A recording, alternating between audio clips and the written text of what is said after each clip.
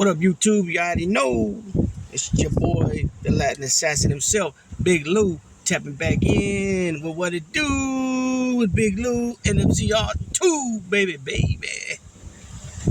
So as you can tell from that thumbnail, and for those that don't know who that is on the thumbnail, I'll go ahead and let you know who he is. That is Ja Morant, guard on the Memphis Grizzlies. Ja Morant has been suspended 25 games for next year's season for waving around a gun on his Instagram for the second time. So he's been, I guess that was, he also had a suspension for the first time he did it, or some type of disciplinary action, but it's his second time in 2 months. So after waiting nearly 2 months while the NBA conducted its investigation, the league announced a 25-game suspension Friday for Memphis Grizzlies guard Ja Morant to start the 23-24 season. So if you guys don't know, the NBA season is only 82 games. So you're talking about, if it was 75 games, that would be a third. If it was 100 games, that would be a quarter, right? So you're talking about 30%. Or no, not 30%, excuse me. You're talking about 28% of the games he's going to miss. In March, Morant, 23, was suspended for 8 games after an Instagram live video showed him displaying a firearm in the Denver area nightclub. In the days after, Morant spent time at a counseling facility in Florida. 2 months later, the two-time All-Star was filmed posing with a firearm in a car. The Grizzlies suspended Morant for team activities then, and he was remained so since.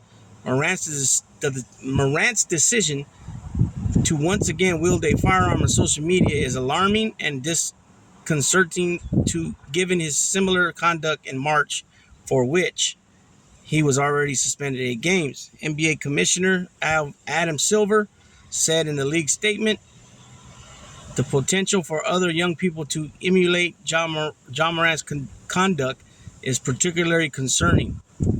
Under these circumstances, we believe a suspension of 25 games is appropriate and makes clear that engaging in these reckless and irresponsible behavior and activities with guns will not be tolerated. But questions remain. Why 25 games? Where will Morant spend his offseason and his time away? How will the Grizzlies cover for his absence? Here's what you need to know about the suspension from how the NBA determined its severity to how it affects both Morant and the Memphis Grizzlies.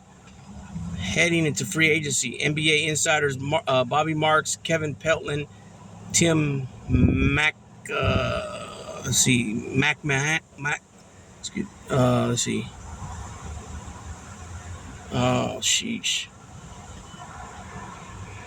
Tim McMahon and Brian Windhorst provide the latest. Why did the league choose the 25 games? So this penalty fits into where the league positioned itself following the Miles Bridges suspension in April. Bridges was suspended for 30 games, 20 deemed served during the 22-23 season for pleading no contest to a felony domestic violence charge. Adam Silver, president of the NBA, is on record as saying Morant's actions were a safety issue, not a legal one, which was the case for Bridges. The league is taking a position that Morant's actions were reckless and portrayed him and the NBA in a negative light, but that the incident did not rise to the level of Bridges' offense. Morant's suspension stands as the second longest given out under Silver's 10-season tenure, behind Bridges, tied with 5 players who were banned 25 games for testing positive for performance-enhancing drugs. The NBA-PA, from its perspective, believes the suspension is not in line with past precedent. As to the discipline imposed, which keeps him off the court until December and requires some unstated conditions to be met before he can return, we believe it is excessive and inappropriate for a number of reasons, including the facts involved in the particular incident, and that it is not fair and consistent with past discipline in our league. Executive Director Tamika Tremaglio said in a statement, "We will explore with Ja other options and next steps. What precedent, if any, exists for this type of suspension? Gilbert Arenas and Javarius Cententon were both suspended for the rest of the season in January of 2010 after an incident involving guns in the Washington Wizards locker room. Arenas suspended 50 games, was technically longer than the other cat's 38 because Arenas had been suspended for 12 games before then. NBA Commissioner David Stern made his official ruling. In Morant's case, the guns were not on the team property, but this was a second offense following the March incident. What rule or rules did Morant break, and is there an appeals process? The NBA has board power if it believes player conduct is detrimental to the league. When we have a standard for conduct detrimental, at the end of the day, it's one based on what we see as the values of this league and what our expectations from our players are in terms of the image we're portraying to our fans. Silver said before Game 1 of the NBA 2023 Finals, so it's not a legal standard, it's a private organization standard as part of the NBA's collective bargaining agreement. Morant has 30 days to file a grievance. An arbitrator would then decide if the suspension holds or is reduced. Most likely that might be a judge. I don't know if it'll go up to that part or what, but I'm thinking maybe. What will Morant be required to do to return? Morant briefly enrolled in a counseling program in Florida after the incident in March, and he said he learned how to manage stress better.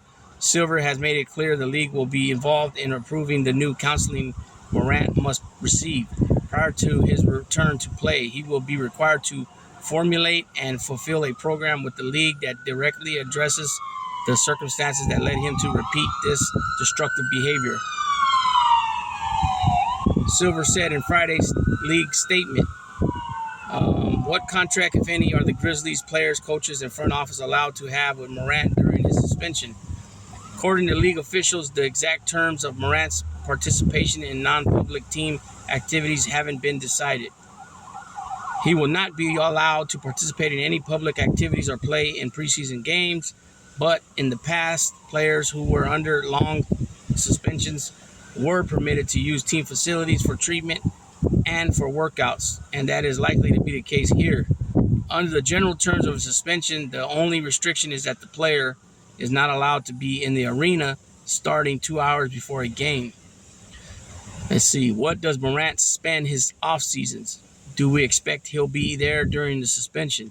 Morant in the past has spent the majority of his off season at his home in suburban Memphis. The Grizzlies and the league office will likely have input on where he spends the summer and his suspension. In his statement released Friday, Morant said, I'm spending the offseason and suspension continue to work on my own mental health and decision making. I'm also going to be training so that I'm ready to go when I can be back on the court. Let's see. How does this impact Morant's contract in 2023 salary? That's very important. That's what I want to know. A big part of letting you all know about what's going on here. The final implications are seismic. Unlike the previous suspension that cost Morant $83,583 per game and a total of almost $669,000, the current suspension increases to $304,543 per game and a total of more than $7.6 million. Ooh-wee.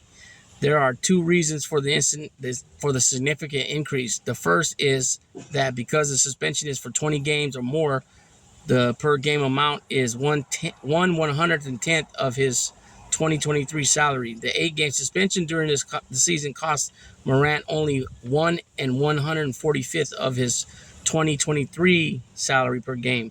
And second, Morant is set to enter year one of a $194 million rookie max extension that he signed last July. His salary jumps from $12.1 million to $33.5 million a season. But the practical cost of these suspensions are far greater. Morant failed to be voted into the All-NBA team this past season and therefore lost out on $39 million contract bonus that would have made that 5-year deal worth more than $230 million. Had Morant not been suspended, he was on a probable track to make the team as he had the season before. And it is impossible to calculate lost off-court revenue from the harm to his reputation. Two of Morant's biggest partners are Powerade and Nike. Powerade in March pulled its ads, while Nike, for now, is standing by him. We are pleased that Ja is taking accountability and prioritizing his well-being, Nike said Friday in a statement. We will continue to support him on and off the court, but Morant has essentially lost nearly $50 million in pay from these incidents already and will be ineligible for an NBA All-NBA honors next year as well. Let's see. What are the salary cap / luxury tax implications of the suspension for the Grizzlies? The Grizzlies will receive luxury tax and roster relief, and 50% of the suspended amount will get credited to the Grizzlies luxury tax. But at the end of the season, Memphis will also receive an extra roster spot with the Morant suspension. Any player who is suspended by the NBA for 6 or more games will be transferred to the team's suspended list following the 5th game of his suspension. At the start of the new league year. Okay, so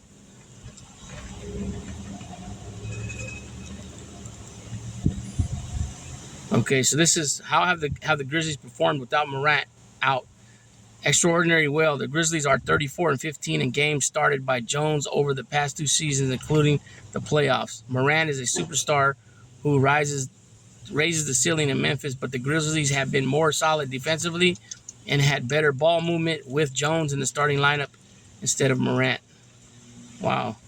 So hopefully most of you get the gist of what's going on there. So you got an NBA superstar, Ja Morant.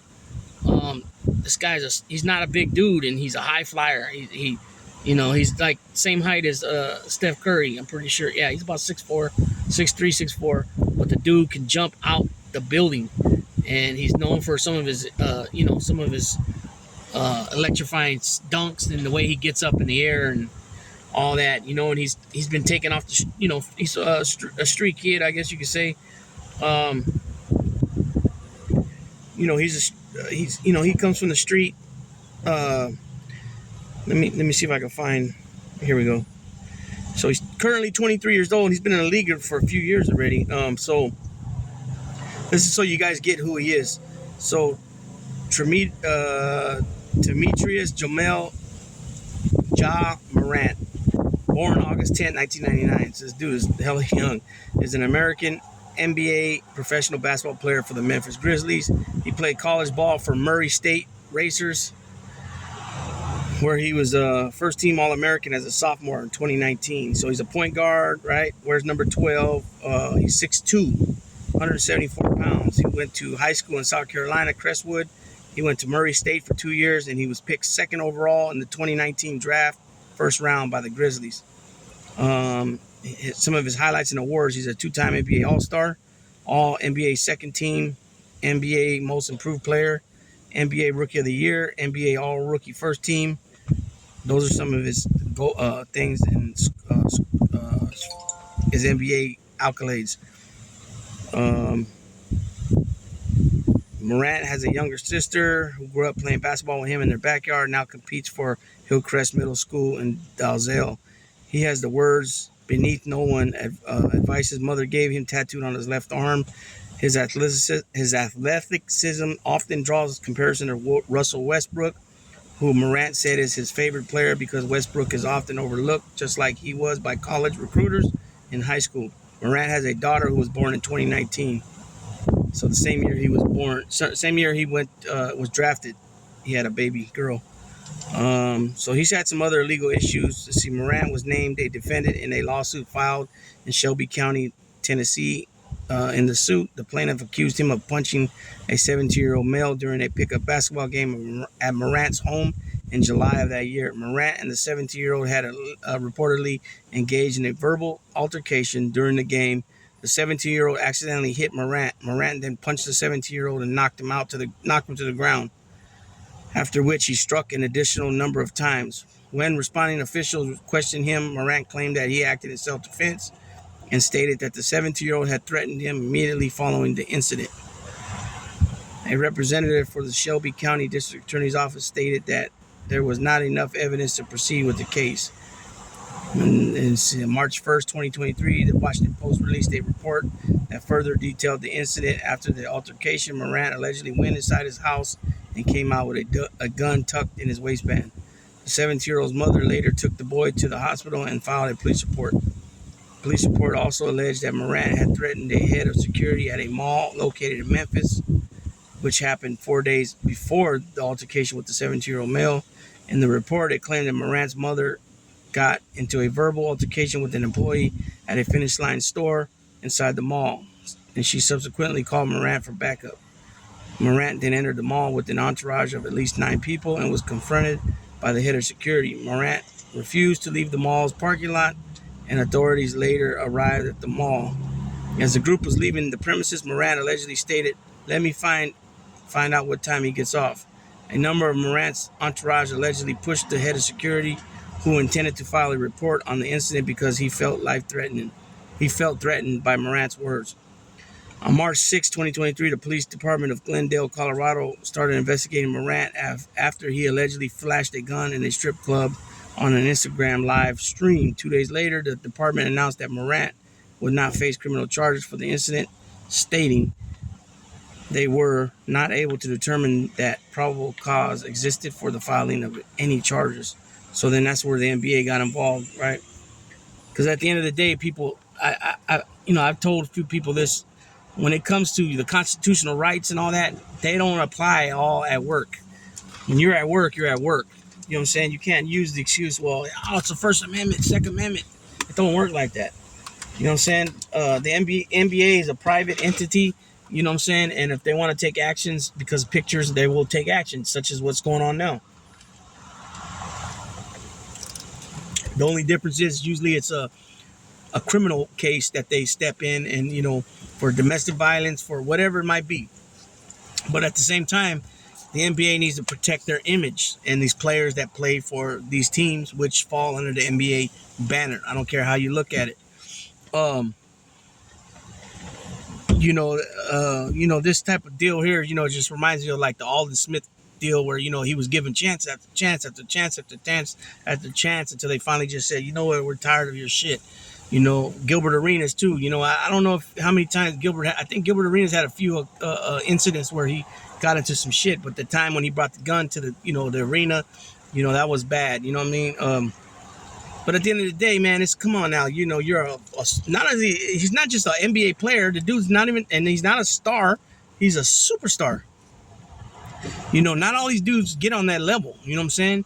Superstars. You got Steph Curry. You got Kevin Durant. You got LeBron James. You got Ja Morant. You got Jokic. You got Jason Tatum. You got Devin Booker. You got there's a lot of superstars in the NBA.